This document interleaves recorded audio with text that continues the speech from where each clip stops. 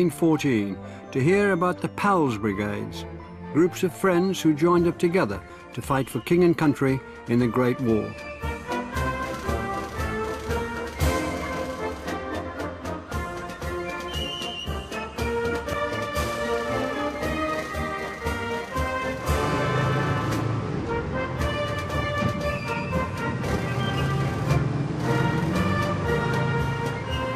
Today we're at the East Lancashire Regiment Museum and Barracks in Preston, and our films today are about the thousands of young men, often teenagers, who volunteered at the outset of the First World War. Coming up, the sacrifice made by a Lancashire town. I just think what a waste of a whole generation. Recollections of the news no one wanted to receive. This is the diary that was kept by my grandfather, and there's an entry about Don's death. Too upset to work. And stories of great heroism. He took a troop of soldiers into no man's land, and he brought them all back again safely.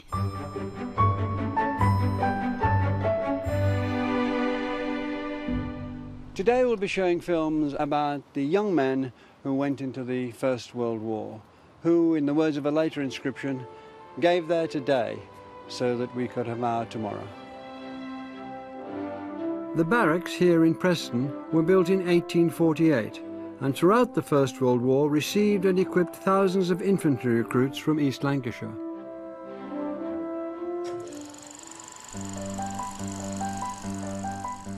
When war broke out in 1914, the British Army was massively outnumbered by its German enemy.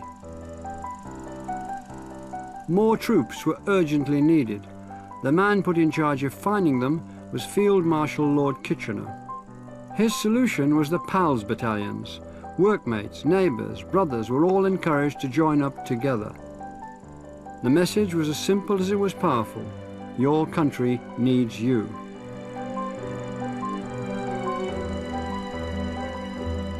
Kitchener called for 100,000 volunteers, but within a month, 500,000 men from across the United Kingdom had answered the call. As a shortcut to creating tight-knit fighting units, the Pals battalions were a huge success. But this new method of recruitment would also carry a terrible cost. My guests here today have come from all over the country to share with us their stories of the men who fought in the First World War. Some of them will be seeing the films we're about to screen for the very first time. They'll be showing us photos of their loved ones and telling stories of the most extraordinary heroism. Rita Humphrey has travelled from Maidstone in Kent to tell us about her remarkable great-uncle, Walter Tull. Walter was a top footballer with Tottenham Hotspur and Northampton Town. When war was declared, he immediately offered his services to the British Army, and like many other professional players, joined the 17th Battalion Middlesex Regiment, known as the Footballers' Battalion. Now you're here to talk about your great-uncle. Yes. What sort of man was he? He was the first coloured British officer in the British Army, but he wasn't recognised with the medals and things he should have had because he was black, and they didn't think that black people should have medals or anything like that. So we're still fighting now to try and get, I think, the Victory Medal. Rita's about to see a film commissioned by the War Office recorded during the Battle of the Somme in 1916, where her great-uncle Walter fought.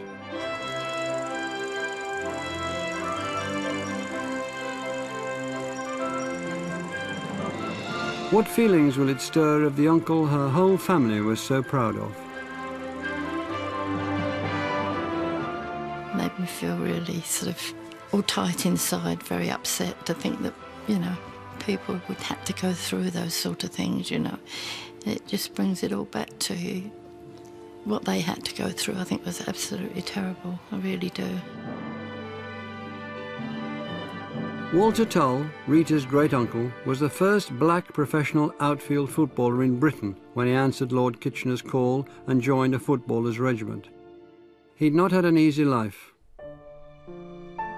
He started off in the orphanage and became a good footballer, and then Tottenham Hotspurs signed him up.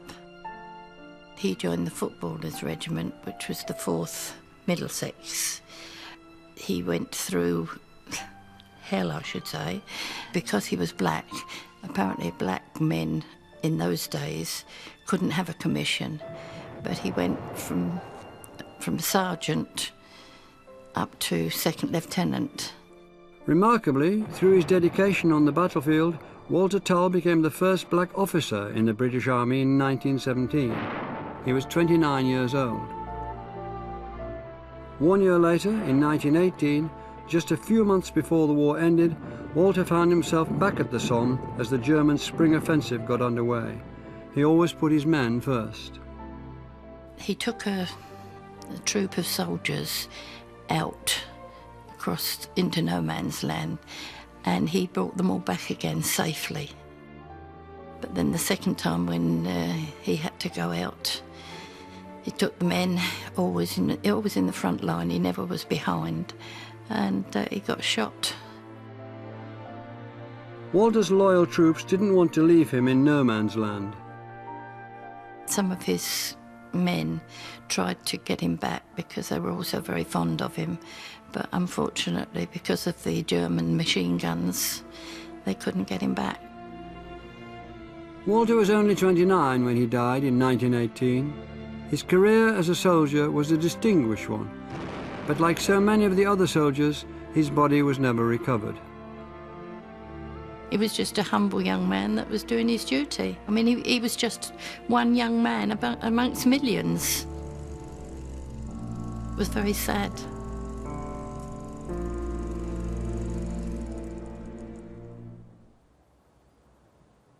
Here on Real History Today, we're at the East Lancashire Regiment Museum and Barracks in Preston to hear remarkable stories of the brave men who fought for our country in the First World War.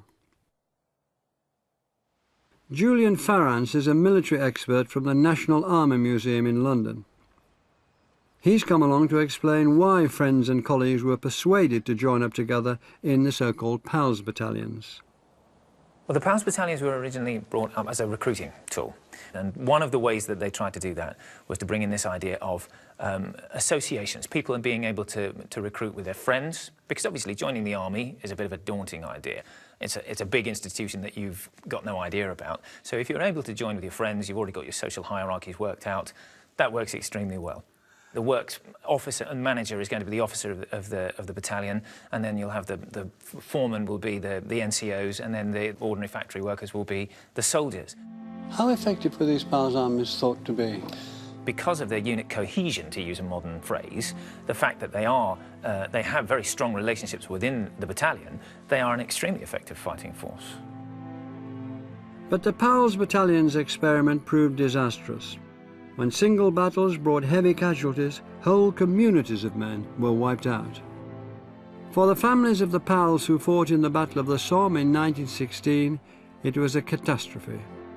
If you've got all of your recruits coming from one location and they go into action and they sustain heavy casualties, entire communities of young men can be wiped out, and that's exactly what happens on the 1st of July 1916 in places like Hull and Liverpool and Manchester and Lancaster and Accrington. Entire streets blacked out with crepe and bombazine because all of the young guys have been either badly injured or killed.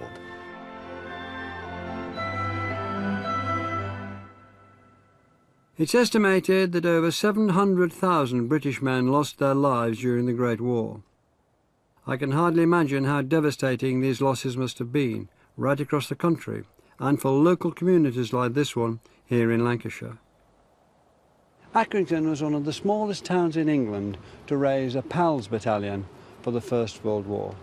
And after the first day of the Somme, after 20 minutes, virtually every family in the area was deeply affected. More than 700 Accrington men went over the tops that day, but only 136 returned able to fight on. Les Bond's Uncle Harry was one of the men who signed up for the Accrington Pals.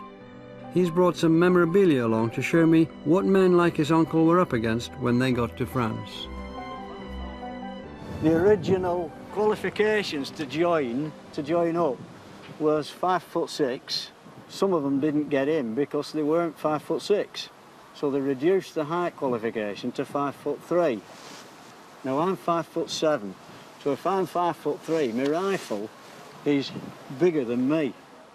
On the 1st of July they had to go across no man's land with, well, all the time they had the full kit, which weighed about 66 pounds, plus this.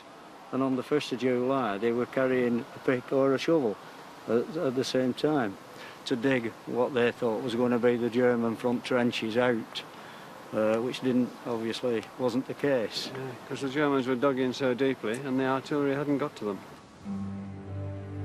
Les has researched the Pals' exploits in the war. At the end of June 1916, the battalion reached the banks of the River Somme in France and prepared for what would become the largest and bloodiest battle of the First World War. The night before the main battle, before the big push, they had to do a forced march, which was 6 miles, really, but it took them 10 hours to do it.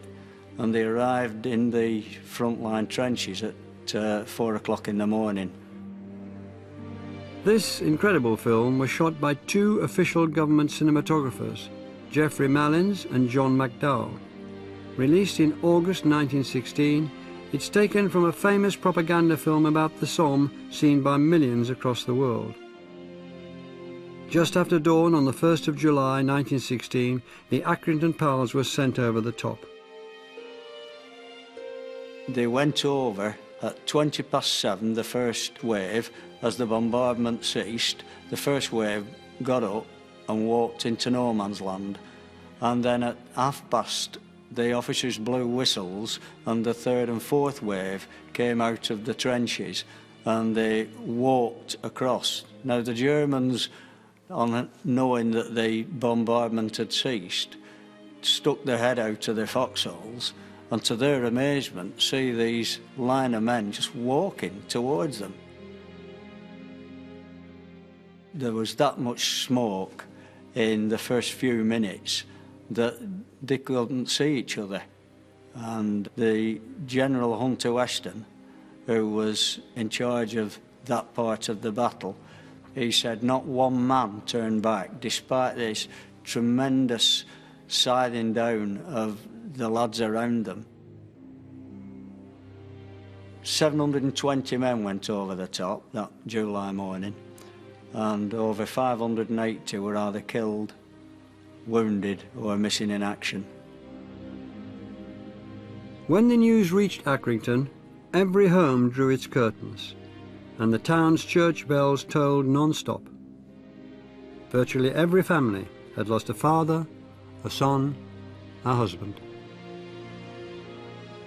The Battle of the Somme dragged on for 20 weeks and claimed the lives of 108,000 British soldiers.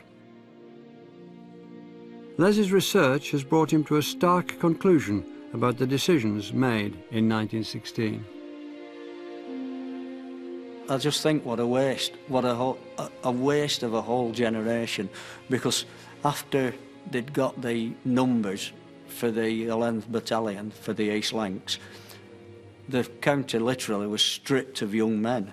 A whole generation left the county.